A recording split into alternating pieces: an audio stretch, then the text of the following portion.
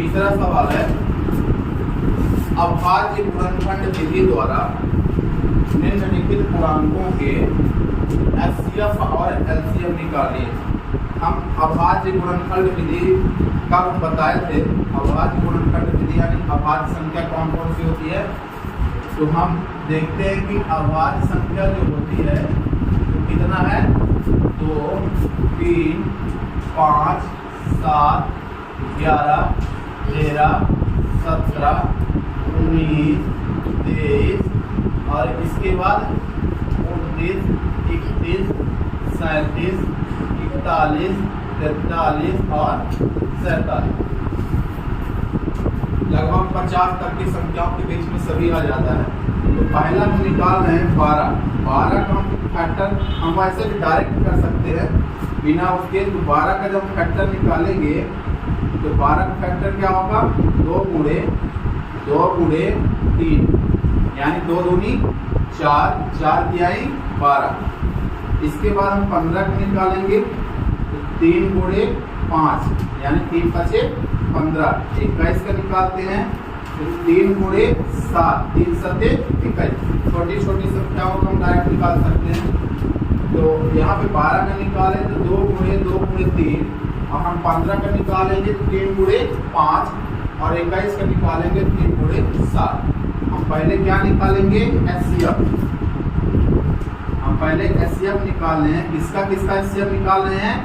12 का निकाल रहे हैं, 15 का निकाल रहे हैं और किसका निकाल रहे हैं, 21 का निकाल रहे हैं। तो अब इन दोनों में, इन तीनों संख्याओं में ऐसी कौन संख्या का जोड़ा है जो तीनों में, तो हम ये देख रहे हैं कि इनमें एक 3 है जो तीनों में पाया जा रहा है, यानी तीनों में उसका जोड़ा बन रहा है। तो यहाँ पे 3 हमारा हो जाएगा एचसीएफ। ठीक है,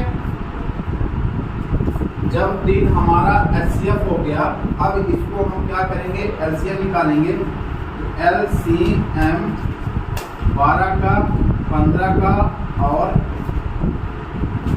21 का एलसीएम निकालते हैं। 12, 15, 21 का जब एलसीएम निकालेंगे तो या तो हम सूत्र कर देते हैं या तो हम डायरेक्ट कर देते हैं। तो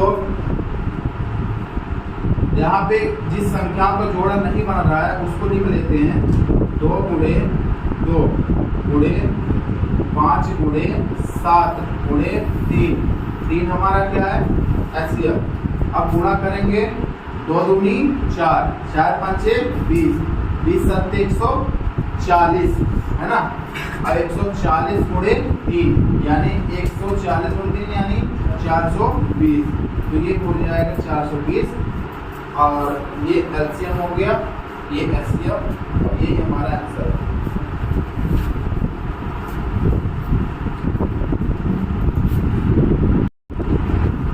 जब हम 25 का निकालेंगे कितना आएगा, अब हम क्या निकालेंगे, एचसीएफ 8 का और किसका, 9 का और किसका, 25 का।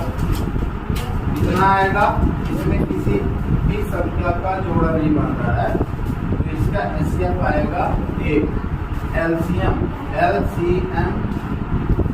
8 का, 9 का और 25 का कितना आएगा, इन सभी का हम एलसीएम निकालेंगे। 2 गुणे 2 गुणे 2 गुणे 3 गुणे 3 गुणे 5 गुणे 5, 1800 से इसका हमारा